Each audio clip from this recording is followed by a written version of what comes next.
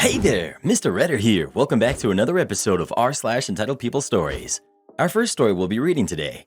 My girlfriend is demanding to be removed from our apartment lease. After that, I lied to the people I was babysitting for to get them to come home. And after that, what is it with takeovers and idiotic management? Now for every thumbs up this video gets, one Karen does not get to break the lease. The only thing I want to break is your head, Reddit boy. So please smash that like button. And subscribe and turn on notifications for new stories from Reddit every single day. My girlfriend is demanding to be removed from our apartment lease. My girlfriend and I lived together for 5 months and it's been going good. But her grandma recently had a fall and requires care and someone to live with her because she was on the ground for hours before girlfriend's mom found her. Our apartment is one of the cheapest and yet I can't afford it alone. My girlfriend wants me to remove her from the lease while she lives with her grandma.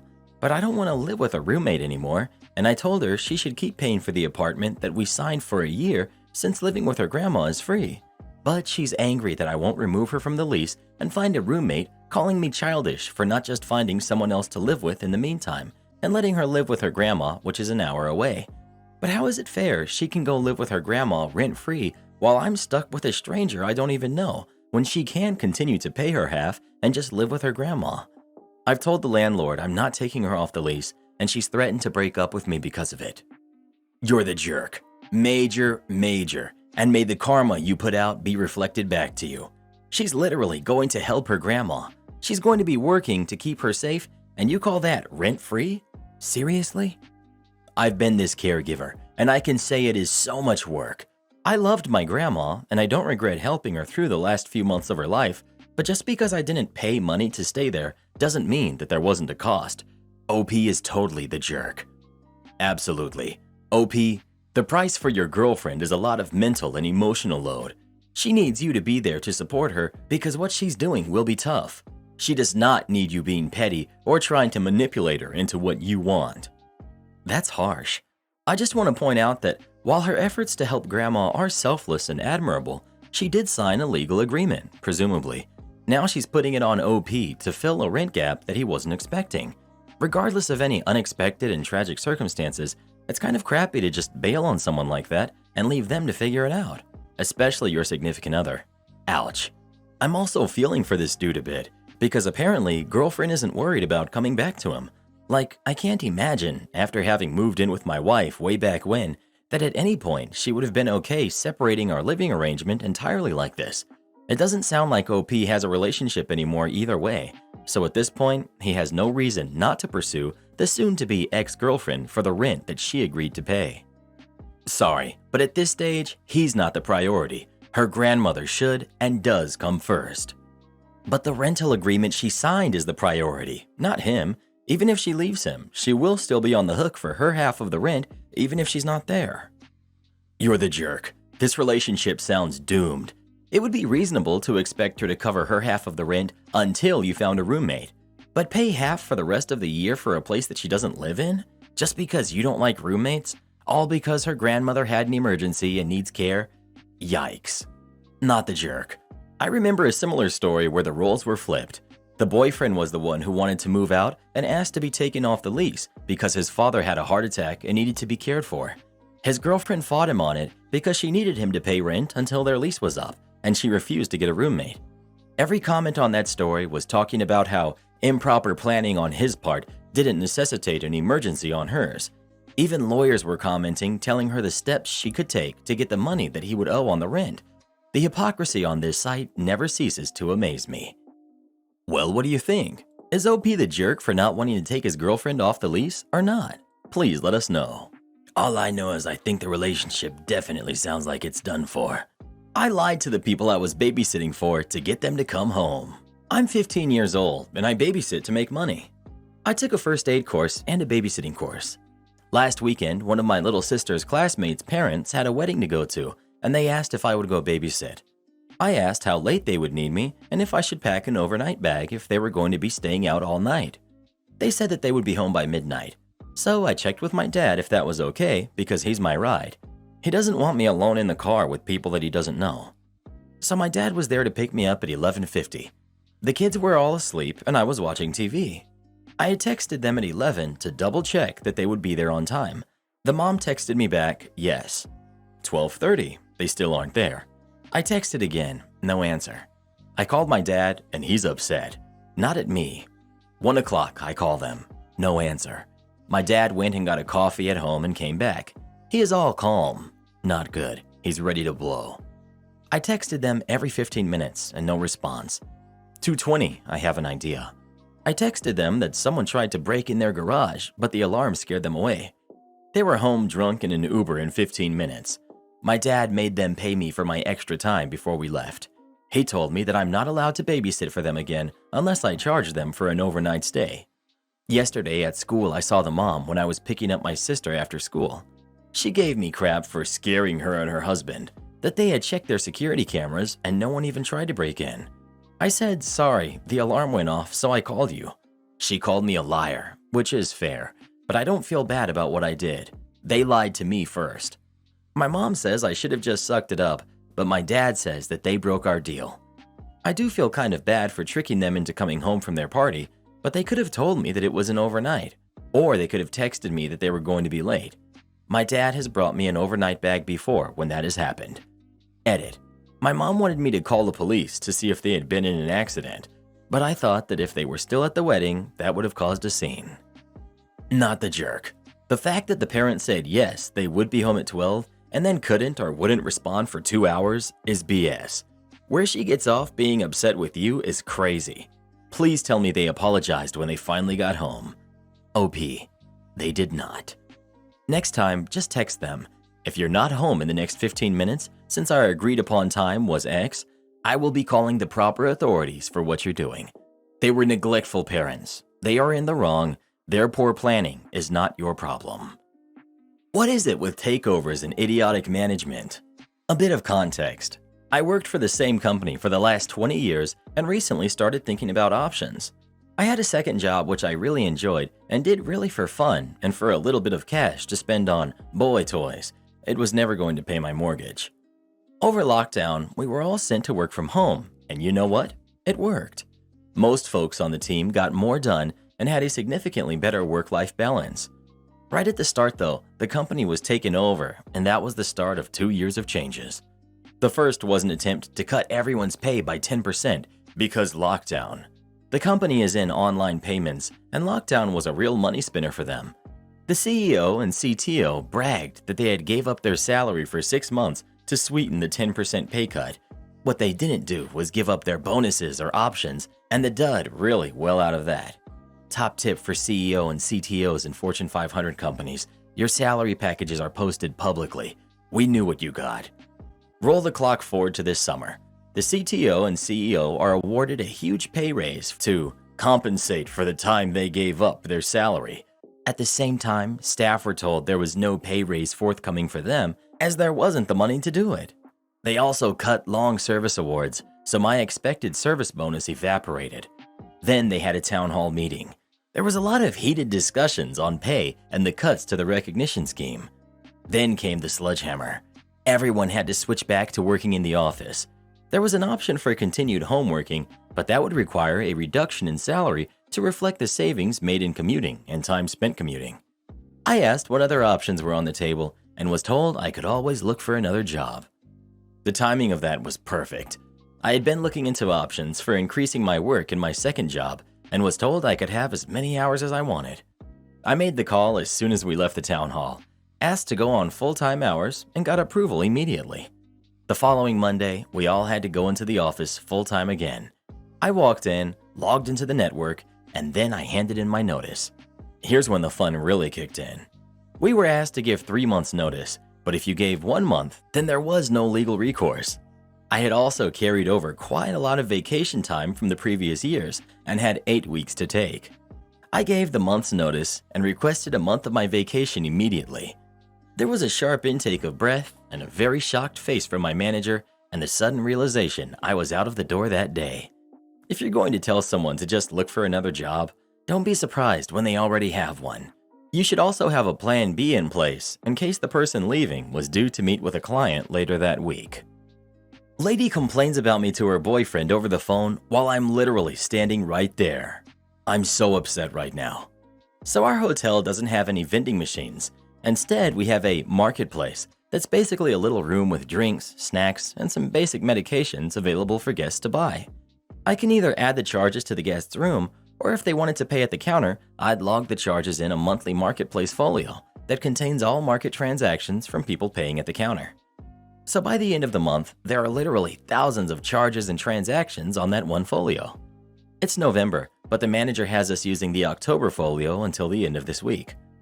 If someone pays with a credit card, I get a pop-up asking if I want to print a receipt of the sale. If someone pays with cash, I obviously don't get the pop-up, and trying to print a receipt will print every last transaction on the folio. Cool, we've got the background info taken care of here, now on to the story. This lady comes down and browses the marketplace for a couple minutes. She brings 2 cans of ginger ale to the desk and says she wants to pay in cash. Okay, no problem. I log the transaction and accept the payment. Here's our little dialogue. Her: I don't need my change, just a receipt. Me: I'm sorry, but I can't print you a receipt when you're paying with cash. Her: well, someone did it just the other day, so yes, you can. Me, confused, because that definitely didn't happen unless they gave her 50 pages of transaction history. Who was here? Her: I don't know, some guy. You know what? Whatever. I don't need a receipt. Me, flustered, and wondering if I can do anything else to help her. Oh, are you sure? And she was already walking away when I saw her rolling her eyes. Apparently, she was on the phone with her boyfriend via Bluetooth, earpods, or something similar. So she stopped in front of the elevator, and as she was waiting for it to come down to the first floor, this is the conversation she had with her boyfriend, in a normal volume, not even caring that I could easily hear her side of the conversation 5 feet away from me, not even attempting to hide it. Her: ugh, this girl at the desk just told me she couldn't print a darn receipt. I told her that someone just did it the other day, and she asked who it was. Jerk, it doesn't matter who it was, just give me a receipt. And then I told her to forget it, and she said, oh, are you sure? As if I didn't just stand there telling her that I only wanted my receipt. I can't believe this dumb, stupid jerk. And then she got on the elevator, still talking. Those doors closed, and I just said, forget you, to get it out of my system. She really acted like a total stuck-up jerk, over $2.12 in cash. Why do you need a receipt for that in the first place? And secondly, if she's going to complain about me, she could at least have the decency to do it somewhere other than 5 feet away from me. I don't know if she was looking for a reason to get upset, or if that's just her normal, sparkling personality. Either way, it was just infuriating. We should all get a few consequence-free forget yous to use per year on the worst guests. All customer service and hospitality workers should. Edit.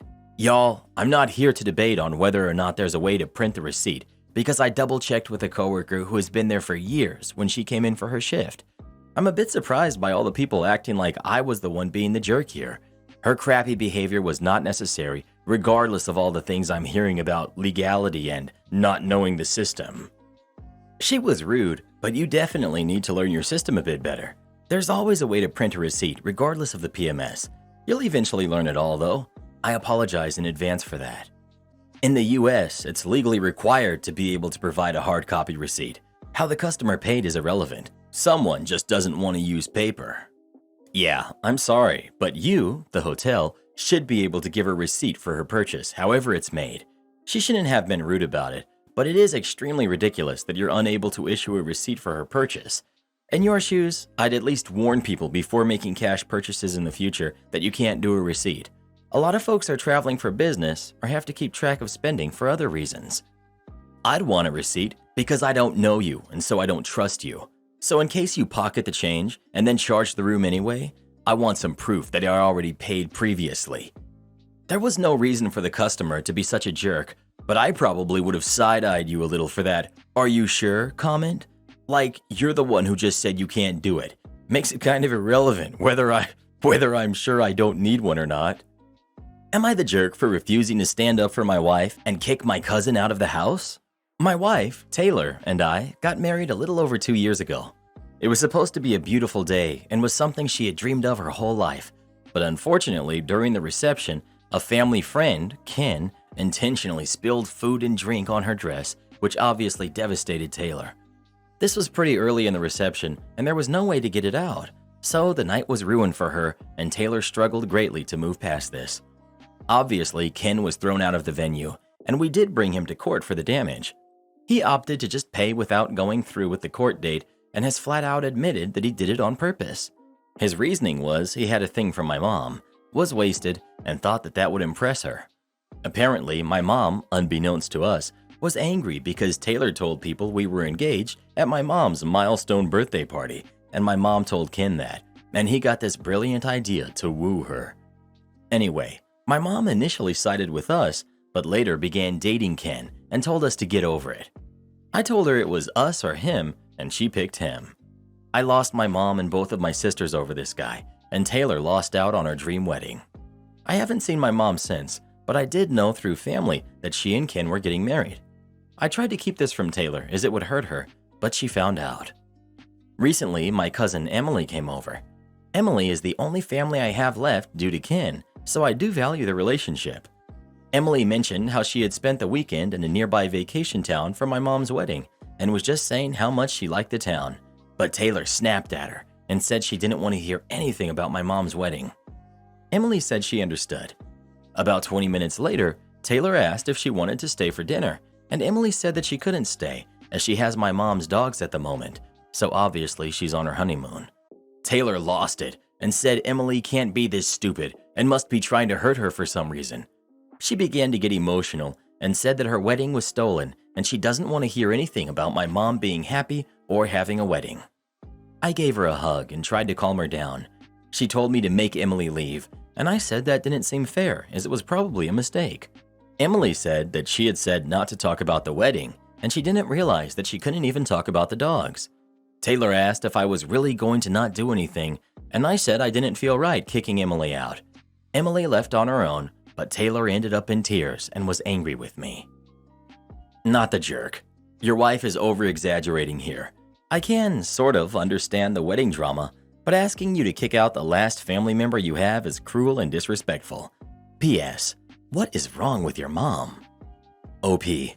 I'm personally never going to forgive her, but I do genuinely feel he is the first person who just loved her. I think she was pretty burnt out from taking care of everyone from her parents to her sister to me, and no one had ever really loved her before without wanting or needing a lot in return. She was getting more and more bitter leading up to the wedding. Not the jerk. It sounds like your wife hasn't healed from her wedding experience and is still very much hurting. That being said, Emily did nothing wrong. She respected both of your boundaries and did nothing to intentionally hurt anyone. I can understand why your wife would be upset, but her reaction was out of line and put your relationship with Emily at risk. I'm going to go with everyone sucks here for the following reasons. 1. Emily, least of the everyone sucks here, was slightly in the wrong for bringing up the dogs and your mother's wedding because it's pretty obvious from your posts that this has been a known problem area and tensions running high in regards to your mother and Ken. Whether Emily was just oblivious or just trying to help reestablish relationships, I do not know, but she clearly missed the cues. Ken is the biggest jerk of them all. Taylor. Sure, having her dress wrecked sucks big time, but it did not have to destroy her dream wedding and still being traumatized by it as well. Unhealthy and somewhat obsessive. That's the thing about life. Crap happens intentionally and unintentionally, and you have to be able to deal with it. She never has to like Ken, but if hearing about your mom sets her off like that, she needs therapy. Taylor also sucks for announcing the engagement at your mom's special day. You, not the jerk for kicking Emily out. You're the jerk for engagement announcement, and a big you're the jerk for not getting your wife into therapy. Or are you just going to go through life cutting everyone who upsets your wife out of your life? OP's mom, judgment withheld. Seems a bit of you're the jerk for letting this all fester and destroy relationships, but she's married to Ken, and seems to me that will be a lot of punishment for her. Why anyone would want to marry someone who thinks being a total jerk is a good idea is beyond me. Not the jerk, but get your wife help. She needs professional therapy regarding this event. Not the jerk. But I love how when the wife is the one acting irrational, everyone says that she just hasn't healed from her past experiences and that you need to get her professional help. But when the husband is the one acting irrational, everyone just calls it red flags and tells her to divorce him. That point of view pretty much sums up our society, to be honest. Well, who do you think sucks in this story? Please let us know. Yowza, that felt more like an episode of Game of Thrones than a Reddit story. Cost of $40 per month is too expensive for the accounts team. My work involves analyzing all kinds of data. This instance occurred around the time when our company was somewhat new, but still large enough to have 150 employees and rapidly growing. So far, our data analysis has been retail companies, travel agencies, or even the housing market. For the first time, we received a request to analyze health data from 5 hospitals in our area. The health data is very sensitive, so the raw data itself and the analytical result could not be shared via email or Dropbox. For the first time, my team gets to see that sensitive companies go through channels that have a lot of security to share the data between us and the client. These channels cost money, but nothing too expensive, which our organization couldn't afford, something like $40 per month. 4 out of the 5 hospitals have this data sharing channel, which meant that my team was able to receive the raw data and also be able to provide the analysis via the same channel. The 5th hospital was new and they didn't have this channel.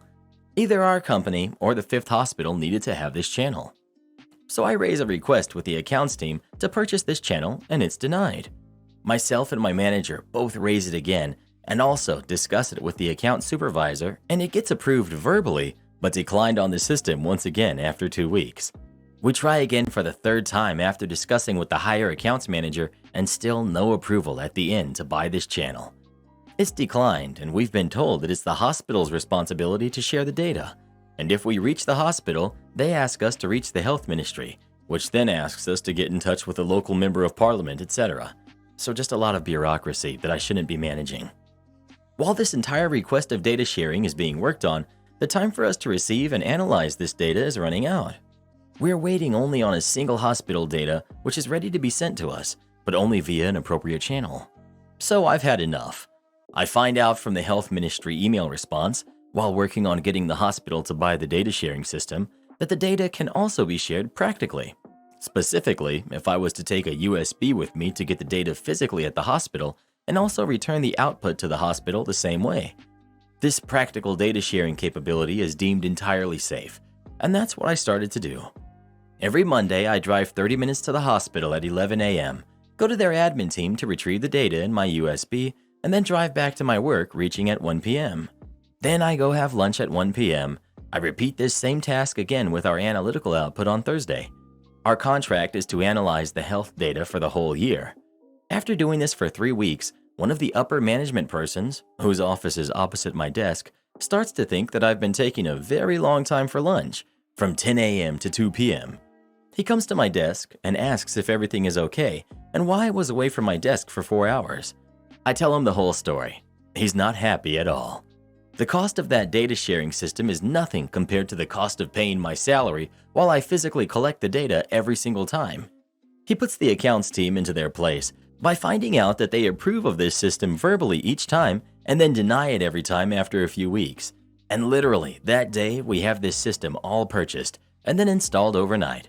Although I do miss the bi-weekly travel while listening to music to only do a copy-paste of files into and out of a USB drive.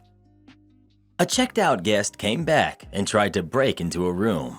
A few days ago, a guest that had checked out that morning calls the hotel saying that they left their phone behind.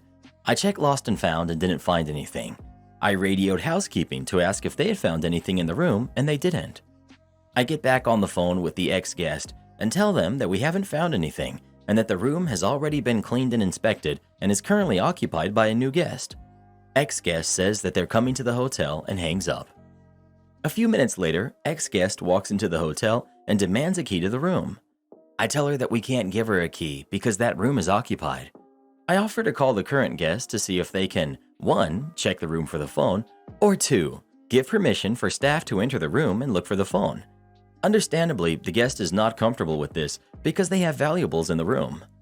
Ex-guest calls 911, saying that we stole her phone and the cops need to come and arrest me personally. At the same time, I call the non-emergency number and tell them that she needs to be removed from the property because she's causing a scene and threatening staff. While I'm on the phone with dispatch, ex-guest decides she's going to sneak up to the room and try to break in.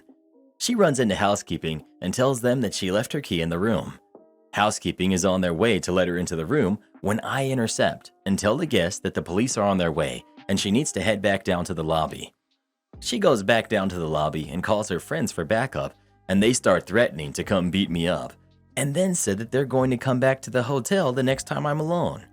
So the cops show up. I tell them that we have done everything that we can. The cop gets the current guest's phone number and calls them and proceeds to tell the guests that if they don't let ex-guest into the room, then they will be arrested for receiving stolen property.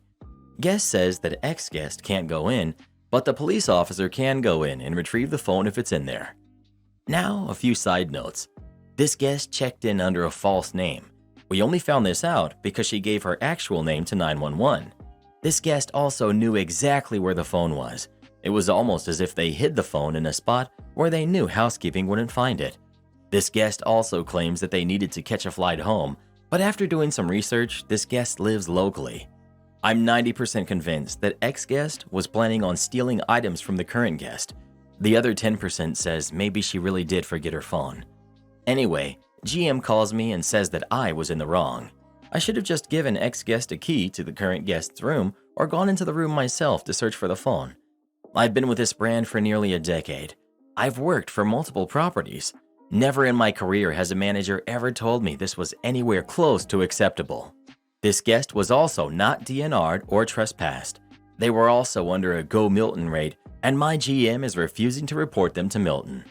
I've been off for a few days. I go back tomorrow.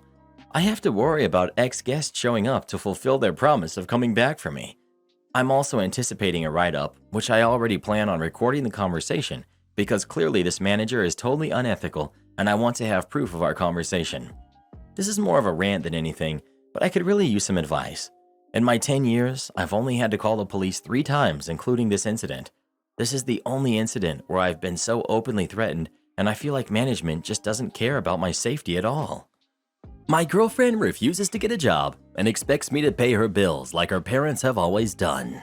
My girlfriend, 23 female, and I, 26 female, have been dating for over 2.5 years. We met when we were both in college. I graduated soon after we met, and she dropped out after 1 year of relationship. She worked 4 months in retail and then quit. She now hasn't been doing anything for over 7 months. She looked for jobs for a week and stopped. And now she does Uber whenever she really needs money because her dad didn't send her any. I pay 75% of the rent and we split 50-50 for the other bills. The only reason I agreed to pay more rent than she does is because she was okay with living in an unsafe part of town for low rent, while I would rather pay a little more and be safe. So I agreed to pay the difference in rent. All the bills are under my name. We agreed that she would use Cash App to send me her part of the bills every month. Her mom used to take care of all of her bills, and she told me herself she didn't trust herself to manage the bills. That's why I took responsibility of all of them. For the past 4 months, I've been asking updates about her job search and stuff because I'm not interested in being with someone who chooses to be home watching TV all day instead of doing something with themselves. If she had a disability or something else, it would be different, but it's just her parents pay for everything. 2 weeks ago, we received our bills. I text her screenshots of all of them and send requests for each one of them on Cash App. After a few days, she hasn't sent the money yet, so I asked her if she could send it because I need to pay the bills. She apologized and asked if I could give her a week to pay me. I agreed. During the week, she told me she'll have the money Monday, today. Today she told me she was going to go paint. She doesn't get paid for it, it's just a hobby for now. I asked her if she had the bills money. She told me that Uber takes a few days to process the money and will send it to me as soon as she has it. I told her that's exactly why I had been asking her when she would start looking for a job, because I don't want to be in this situation. She then told me that she had cash she could give me for the bill. I got a little frustrated that she had cash that whole time and didn't offer it. I told her I needed the money in my account, not in cash. I asked her if she could just deposit it in her bank and send it to me. She said I could do that myself. I'm very frustrated and just asked her to send me the money online when she has it. If she had been working and lost her job for any reason and couldn't afford the bill because of it, I wouldn't mind covering the bills. But since she makes the decision of not working and not doing anything, I'm not willing to help her financially. Am I the jerk for not helping her financially? Am I the jerk for yelling at my mom when she acted like nothing happened after my dad cheated? My parents have a great relationship. Well, that's what I thought before this happened. I'm 14, female, and my parents usually have friends over and always tell me I'm free to have friends over. So it wasn't a surprise when I unlocked the front door and could hear my dad and another woman in the kitchen. Since my dad usually calls my name when he hears me opening the door, I thought he probably didn't think I was home yet. I walked to the kitchen to greet my dad, but then I saw it. He kissed the woman on the cheek, a woman that isn't my mom. Both of them were turned, facing away from the door, so they didn't see me. My dad proceeded to flirt with the woman until I threw my bag on the ground to get their attention. They pulled apart, and Dad called out if that was me. I walked into the kitchen and greeted him and the woman, then I locked myself in my room for the rest of the afternoon. I only came out when my mom came home. I helped my mom put away her things and put her weekly flowers in a vase before turning to her and telling her what I saw. She stayed quiet for a moment, then told me that she'll take care of it and that I shouldn't worry about it anymore. A few days go by and nothing happens.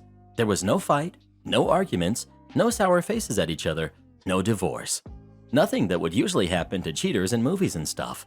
It upset me how my mom would continue to joke with my dad after what he did and still cook for him. Yesterday after dinner, when my dad went to bed, I went to her demanding to know what's wrong with her and how could she go on living a life with dad who cheated.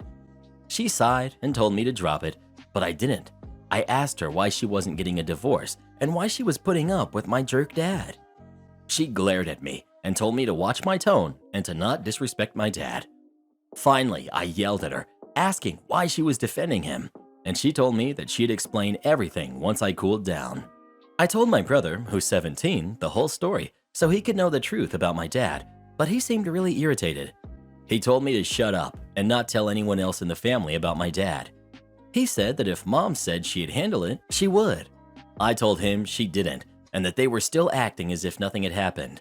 He glared at me and told me to calm down and talk to mom like an adult if I wanted to act like one instead of just yelling at her. He also called me a jerk for escalating the situation and making dinner awkward. I don't think I'm the jerk, but whatever. Am I the jerk? Support our channel by joining as a member today, and we'll give you a shout out in our next video. Or come watch this video next. You won't believe what Karen does in that one.